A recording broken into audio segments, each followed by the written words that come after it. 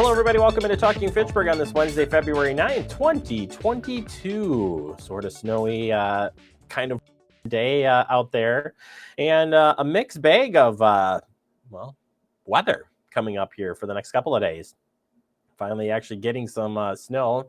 Not too much in the snowfall rates here in the next couple of days, but still something if you like the snow and you like the warm temperatures, you're kind of getting treated to both. So can't complain, but do allow extra time if you are traveling with the snow because now you get the thawing during the day and then the freezing at night, you get that black ice, and yeah, you know where that leads to. We've got a great show coming up for you today. We'll get you the latest headlines coming up in just a minute. We're going to talk about Heart Healthy.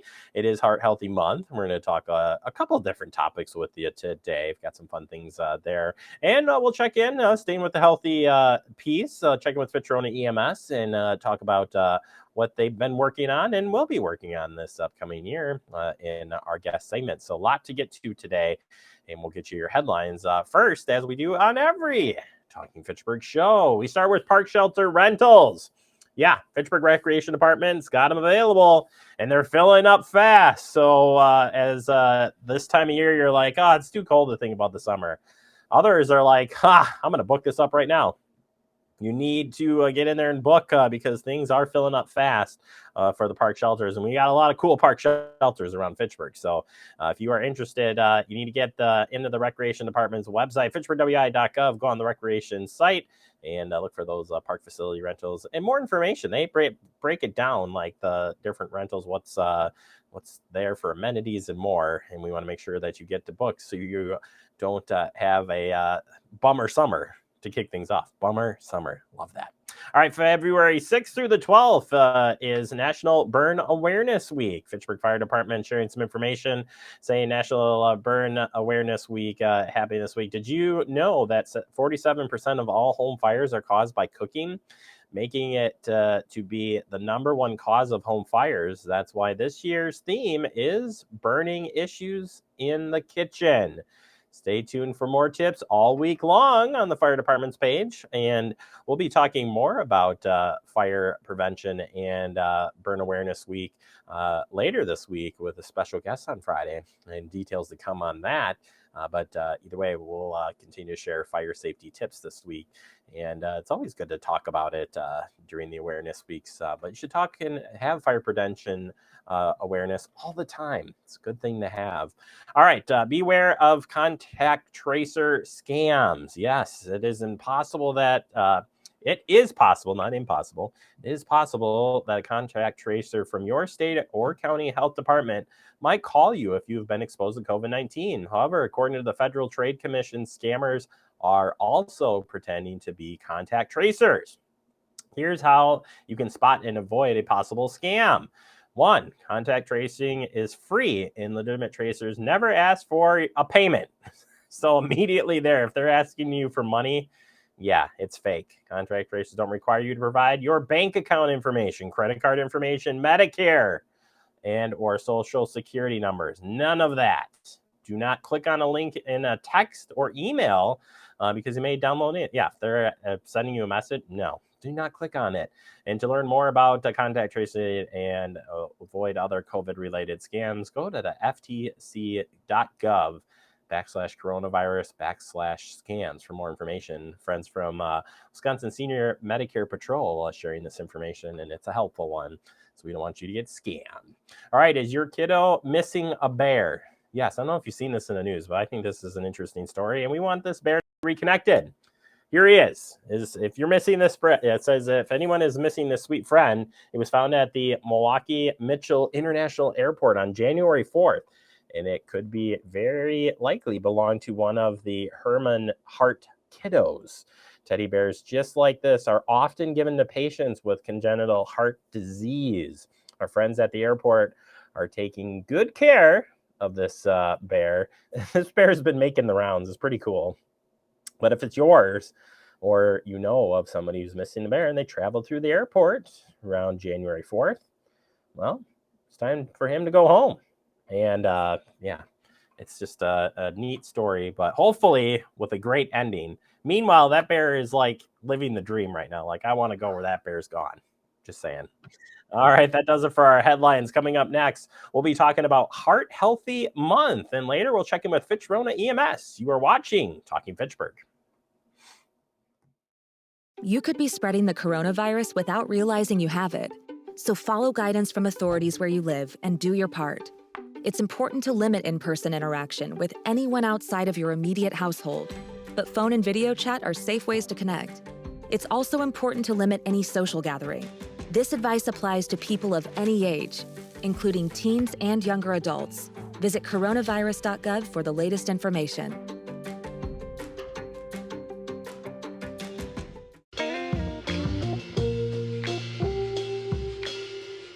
After you joined our family, it was like, I really do feel complete now.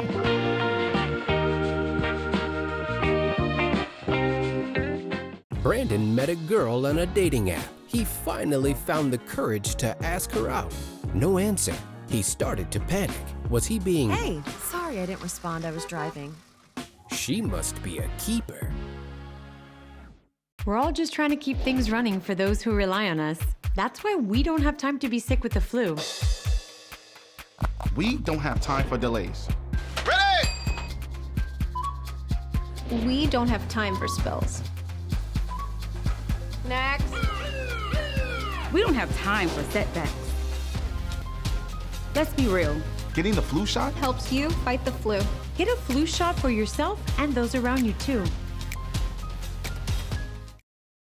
Welcome back into Talking Fitchburg in the digest, and today we're talking about your ticker, the heart, right here, the heart, yes. And it's Heart Healthy Month. All this month is your chance to learn about different things about the heart. So today we thought we could share some information, different topics. But first and foremost, heart disease. Let's just start there. We're going to talk about we want to talk about a couple of things, and heart disease is a big one. What is it? Well, the term heart disease refers to several types of heart conditions. The most common type of heart disease in the United States is coronary artery disease, or CAD for short, which affects the blood flow from the heart. Decreased blood flow can cause a heart attack. What are the symptoms of this disease? Well, sometimes heart disease may be silent and no diagnosis until a person experiences a sign of symptom like a heart attack or heart failure or an arrhythmia. When these events happen, symptoms may include a lot of different things, but if it's a heart attack, it could be chest pain, discomfort in the back or neck, or pain. It could be heartburn, nausea, vomiting, extreme fatigue. Might be a sudden onset, might slowly just start getting progressively worse. Everybody's body's a little bit different. We all know that. But those are some of the signs there. An arrhythmia is a fluttering feeling in your chest, like palpitations. Heart failure would be shortness of breath, fatigue, swelling in your feet, ankles, legs, abdominal area, or neck veins.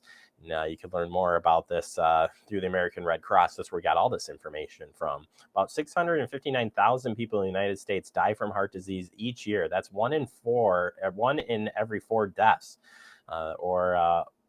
which is just an amazing high number there. So it definitely affects a lot of people. And what are the risk factors for heart disease? Well, here it is. High blood pressure, high blood cholesterol, and smoking are the key risk factors for heart disease. About half people in the United States, 47%, have at least one of these 3 risk factors. Several other medical condition lifestyle choices can also put people at a higher risk for heart disease, including diabetes, overweight or obesity, unhealthy diet, physical inactivity, and excessive alcohol use. All of these things can be contributing factors to heart disease. Talking just a little bit more in depth about some sudden onset stuff, or heart attack and stroke, which are associated with heart disease. And we kind of talked a little bit about it above, but breaking it down just a little bit more here. Heart attack symptoms: chest discomfort. Most heart attacks involve discomfort in the center of the chest that lasts for more than a few minutes, or that goes away and comes back. It can feel like uncomfortable pressure, squeezing, fullness, or pain. I can tell you, I rode on an ambulance for many years. Everybody responds differently to having a heart attack. Some people don't even know they're having it. They just feel like something's off. to other people who may be clutching their chest or having that really chest discomfort, nausea, vomiting, all of those things. Symptoms can also include pain or discomfort in one or both arms, back, neck, jaw, or stomach, shortness of breath. Could be out of breath with chest discomfort. Other signs may include breaking out in a cold sweat, nausea, or lightheadedness. All of these things coming on kind of out of the blue, or that chest thing can kind of come and go. That could be a potential sign for a heart attack. On the other side, stroke, also part of heart disease and can happen. And the acronym FAST, so important for if you think somebody is having a stroke. First one is face drooping. Does one side of the face droop or is numb? Ask the person to smile. Arm weakness. Is one of the arms weak or numb? Ask the person to raise both arms. Does one arm drift downwards? Speech difficulty. If the speech is slurred or they're unable to speak or they have hard to understand, ask the person to repeat a simple sentence like, the sky is always blue. Is the sentence repeated correctly? Time to call 911. If the person shows any signs of these symptoms, even if the symptoms go away, call 911 and get them to the hospital immediately. And you definitely want to call 911 so you can get to the hospital quickly. The quicker you get to the hospital, if a stroke and heart attack both can reverse some of the effects of the damage done by heart disease from those two factors there, if you will. All right, now turning our attention to some better eating maybe, and buying some of those foods that could make your life heart healthy, right? That's part of this deal. And I fit the build here for having heart disease. I haven't been diagnosed with it, but definitely I need to really take advantage of some of these things. And this might be an easy way to start. Check for the heart check mark. Have you ever looked for this? The heart check mark is a simple tool to help you eat smart. When you see it, you can be confident that the product aligns with American Heart Association's recommendations for an overall healthy eating pattern. This is some of what it takes to be heart certified or heart checked certified. Source of nutrition is beneficial nutrients naturally occurring, 10% or more of a daily value, or 1 in 6 nutrients like vitamin A, C, calcium, or protein, dietary fibers. All of those got to be part of it. Limited in the bad fats. So, yeah, chips are not going to have the heart certified. You're not going to see it, folks. Not happening. I'm sorry. I don't want to be the bearer of bad news, but I haven't found it yet. I found them to be really good, but not good for the old ticker, right? Saturated fat, 1 gram or less per standard serving, and 50% or less calories from the standard fat. Trans fat has less than 0.5 grams per label serving and per standard serving size. Products containing partially hydrated oils are not eligible for certification. Limited in sodium as well is another part of it. All of these requirements apply to the standard certification, and you go to heartcheck.org requirements for more information on that. Finally, this is all great information, right? But let's quantify this. Let's make this real. How about those family meals? They're more important than just getting together, right? The meaning of family may have changed, but family meals still make an impact. Yeah. The way Americans define family in context of family meals goes beyond the obvious of significant others and children. In 1960, these are some interesting stats. 74% were married couples. Living alone was 13%. Single was 4%. And unrelated roommates were 25%. In 2021, 35% identified other adults, relatives, as family meal participants. 17% identified their pets as a family meal participant.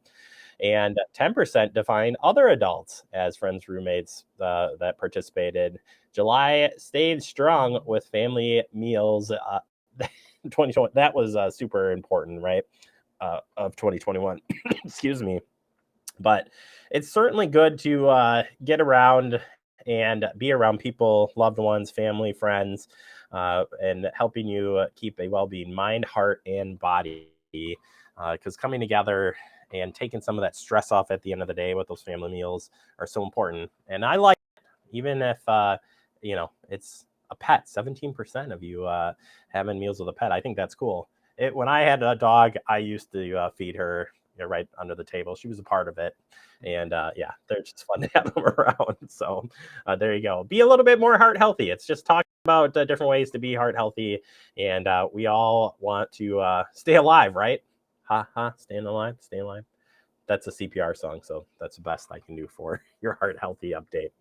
We'll take a quick break. Coming up next, we're going to be talking with Fitchburg EMS on their annual update. Next, right here on Talking Fitchburg.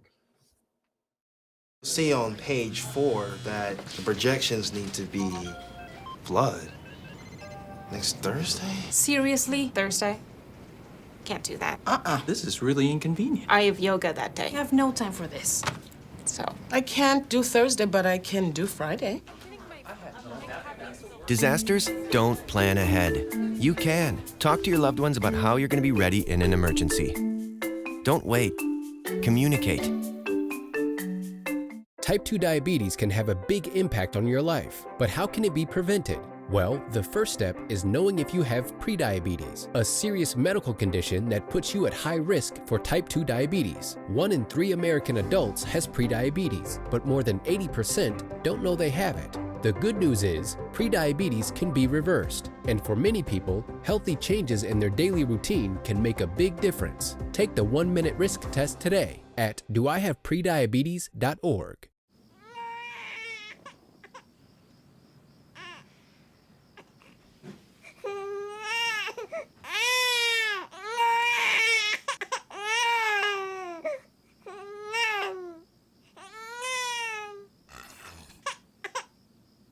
If you love them enough to suck the snot out of their nose at 4 a.m., then surely you'll check nhtsa.gov/the right seat to make sure they're in the right car seat. Well, welcome back into Talking Fitchburg. Join me from Fitchrona EMS, Jeff Doslick. Jeff, welcome back to the show. How are you doing today? I am doing wonderful. Thank you very much. Good to see you. What's the like, is there a phrase you guys use or a short term like firms? Like what's the code word for you guys? Frems? Heading over to Frems today. Yep, got to shift over at Frems. That's probably what it is. All right. For me, it's work. Yeah. Headed to work. Honey. You're heading to work. I say I'm heading to Fact TV, so that's how that works. Jeff, we're gonna talk a little bit about a little bit of last year, a little bit looking forward, and everything in between today. But first and foremost, as we look back to 2021, what would be your sum up from your eyes as far as the year of Frems? Wow. There's a lot of stuff to talk about with Frems, but time is a little bit short for us. So I would say, I would speak on behalf of Patrick today as well. It was the busiest year in the history of Fitchburg EMS. We did 4,184 calls last year, and that was a 20.4% increase over the previous year. And we even took out the calls. That doesn't include the calls that we actually took at the Alliant Energy Center.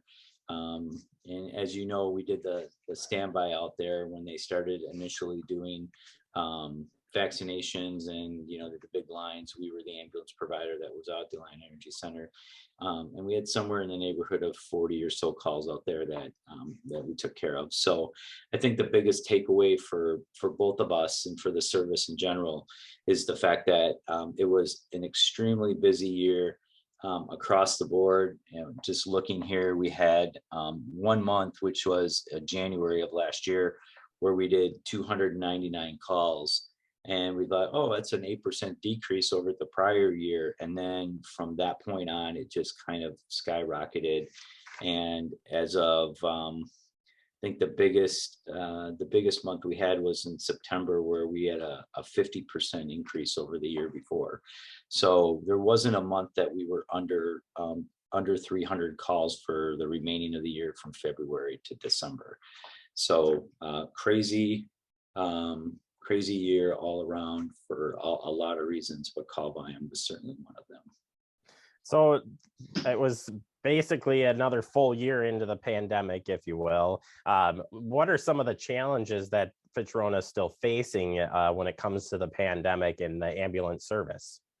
So we're still taking all of the precautions. So the biggest concern for us now is making sure that staff isn't complacent and wearing PPE and things like that. It's a big challenge for us. I shouldn't say big, it's a challenge for us. We're fortunate enough that we can get that PPE, which we weren't able to get initially. So we had to do some conservation on our N95s and our KN95s and our surgical masks. That doesn't seem to be as big of an issue for us now. Staff is very aware of the calls that we go on and the potential for catching COVID. So they take all the precautions that they can. I think they do an excellent job at making sure we're triaging those patients appropriately. And we went through the process of buying PAPRs, the air purifying system that if you watch the news in UW, and they're in there. So we bought PAPRs for each of the ambulances, so crews have the option of putting a PAPR on if they want to, and some take us up on that and some don't. But I think the biggest challenge is making sure that our staff stays healthy, that we manage our staff if they do happen to come down with COVID or family members do, that we try to manage that appropriately so that they are better and they can come back to work and be healthy. And I would say that's probably the biggest thing we have going forward for us. And then managing call volume, I can talk now into January where we're 12 days in and we're well into the 150s for calls already. So I think those two big things, those two things will be the biggest challenge. I think going into the mental health of the medics and the staff, how are they holding up with all that? Because you're dealing with a pandemic on the forefront. The backside, you're dealing with twice as many calls so how is everybody holding up on that front? Yeah, I think for the most part, everybody's doing well. We try to do check-ins. We encourage them to use our employee assistance program that's out there. And, outside of just pure call volume, the pandemic, they have families that they all have to look after as well.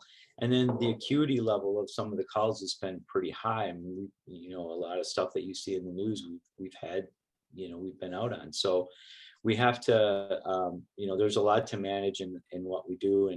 And while sometimes each ambulance doesn't do 30 calls a day, and we're not, getting our butts handed to us that way. We do have a lot of high acuity calls. We do wander out into the county to help out with paramedic intercepts and so forth. And usually those are high acuity calls. So I think the staff is doing well. And, certainly we encourage them if they need to reach out to do that so that we can keep them healthy. That's our focus. Looking back at the call volume, is there things that we need to do better on education? Is it just, I don't necessarily just going to say, is it all COVID?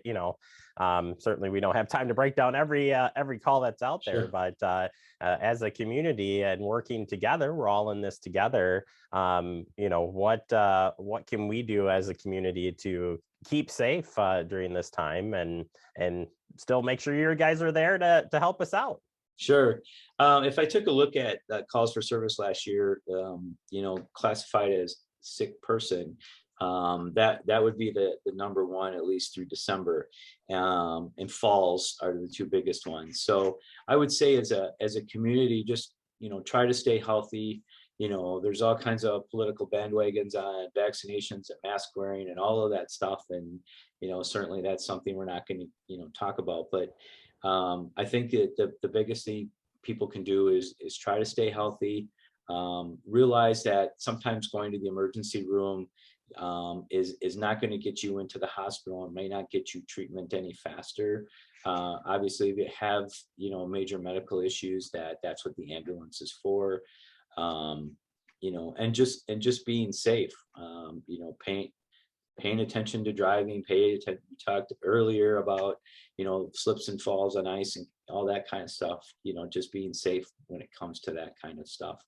I wish we could, Patrick and I, when we set our goals up for 2022, talked about the community paramedic program and community outreach.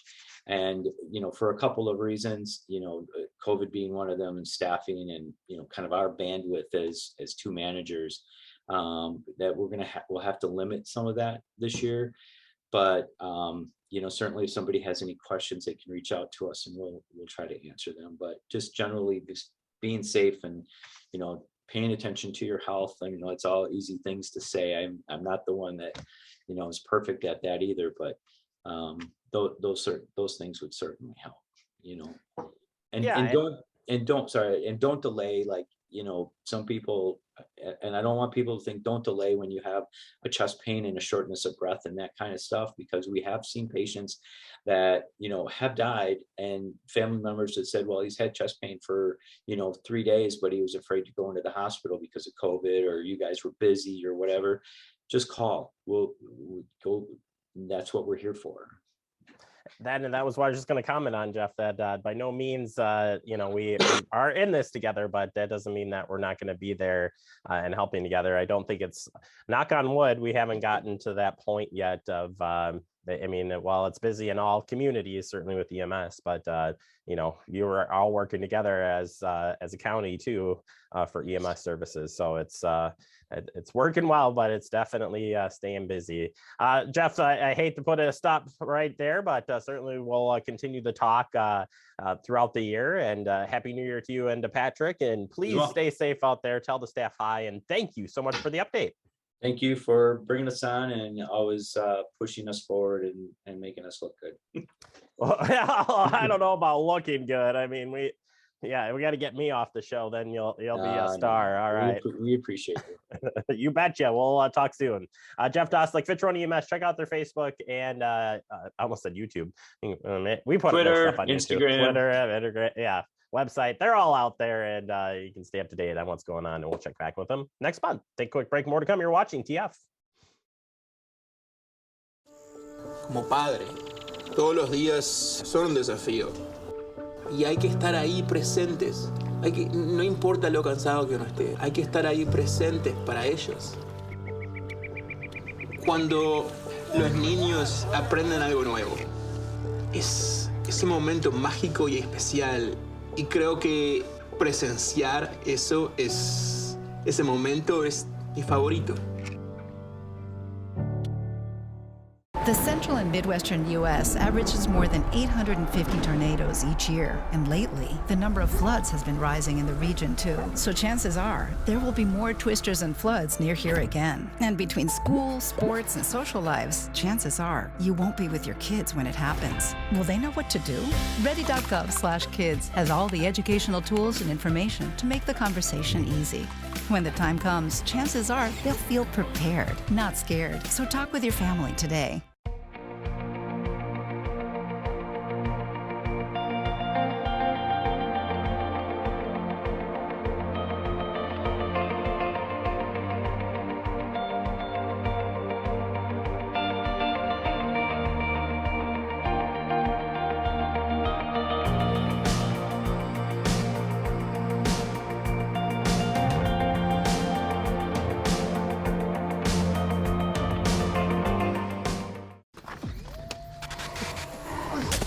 Multiple studies have shown that marijuana can slow both driver reaction and response time, which can be really dangerous. He's here. He's here. Wait. What? I can't drive. Why? I'm high. Oh. No, you can't.